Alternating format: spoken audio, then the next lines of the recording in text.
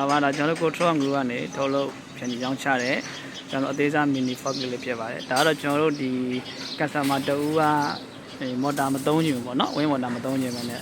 အရိုးရိုးမန်နျူရဲ့ဟန်ဝင်းနဲ့ပေါ့နော်သုံးမဲ့ဆိုပြီးတော့အော်ဒါတင်ထားလေးဖြစ်ပါတယ်ကျွန်တော်လက်ရှိသုံးထားတဲ့ဟန်ဝင်းကတော့ပေါင်2500ဖြစ်မယ်ပေါ့နော်2500ပေါင်နဲ့ပေါ့နော်ကျွန်တော် kg နေကတော့အမြင့်ဆုံးဆိုရင်400 kg လောက်ထိပြန်လာတာဖြစ်ပါတယ်အကျွန်တော်ဆမ်းပြမယ်နော်ရိုက်လက်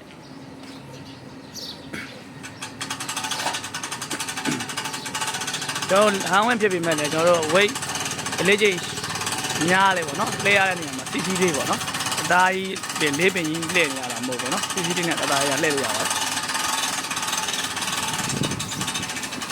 ကျွန်တော်ဒီရာကအမြင့်ပေရတော့9ပေရှိတယ်ပေါ့နော်9ပေထိလေးလုပ်လို့ရမှာဖြစ်ပါတယ်ကျွန်တော်ပြီးရင်ကျွန်တော်တို့ concrete ညီပေါ်လေးဆိုရင်ကျွန်တော်တွန်းသွားလို့ရတယ်ပေါ့နော်ကျွန်တော်တို့ဘိန်းလုံးလေးလည်းပါတယ်ပေါ့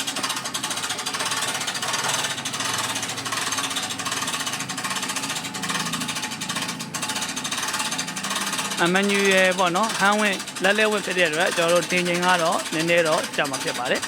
ကျွန်တော်ဒီအမြင့်9ပေရောက်ဖို့ပါဆိုရင်ကျွန်တော်တို့မိနစ်နဲ့2မိနစ်နီးပါပေါ့နော်2မိနစ်နီးပါလောက်တက်ဆောင်နိုင်မှာတင်ရမှာဖြစ်ပါတယ်ပေါ့နော်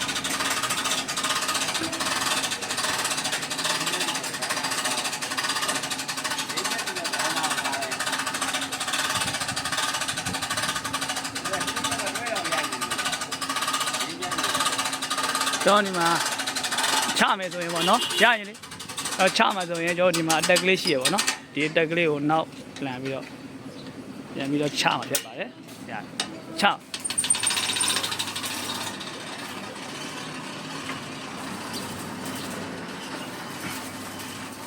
ချတဲ့နေရာမှာလည်းတောင်းတတာပဲပေါ့နော်လူချင်းမျိုးတို့ဒီလိုဟန်ဝင်လေးလိုရရင်ကျွန်တော်တို့ကိုထောင်း group မှာဟန်ဝင် fork လေးလိုရရင်လည်းကိုထောင်း group မှာရချင်နိုင်မှာဖြစ်ပါတယ်အသေးစိတ်ကိုချစ်ခင်ရင်းနှီးဆိုတာစတဲ့မင်းများငွေအားပေးတာဖြစ်ပါတယ်ခင်ဗျာချရညီကျွန်တော်လက်လွတ်ချလို့ရင်တော့သူကကြောင်ဖြစ်တော့လက်လေးနဲ့အသားလေး follow လေးပေါ့နော်လိုက်ပြီးလက်ချပြအောင်ဖြစ်ပါတယ်အဲ့လိုကျွန်တော်လိုရရင်ကျွန်တော်တို့